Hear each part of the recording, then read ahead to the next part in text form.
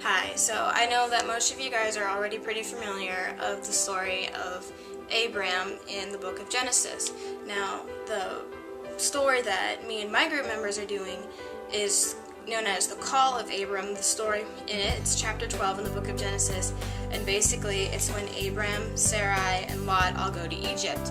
Now what happens is that there is this famine in the land of Canaan, which is the land that was promised to them by God.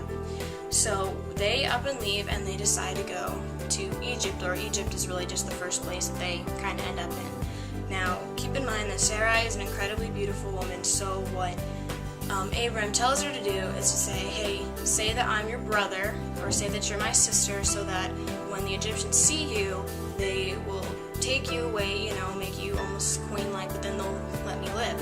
So that is basically what ends up happening. So Pharaoh takes Sarai into his harem, and in exchange for her, Pharaoh gives Abram cattle, livestock, money, and everything.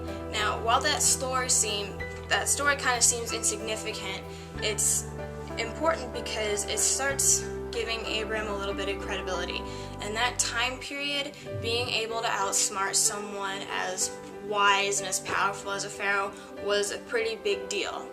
So this story is basically kind of almost the beginning of how Abram got his credibility. And also, if you want to look at it almost from like a religious standpoint, it's kind of a faith test for Abram, because Abram leaves the land that God gave him to go to another place, and in the end, everything works out fine. He's not punished for it. He ends up gaining wealth and all that. So I want you guys to watch the movie. I know the movie's a little kind of cheesy. We filmed it all in SRT, but it's the basic story. I hope you enjoy it. Thanks.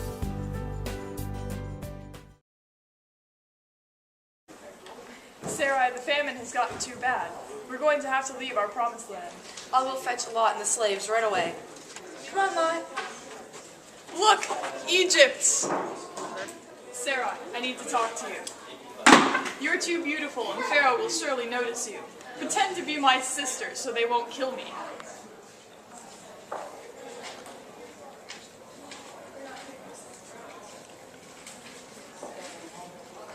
Now look at me, now back at your brother. Now look at me, now back at your brother. Now look back at me. What you see before you is the shining glory of the morning and evening star. Just say you'll be mine, and you'll be experiencing the best dining the Nile can offer.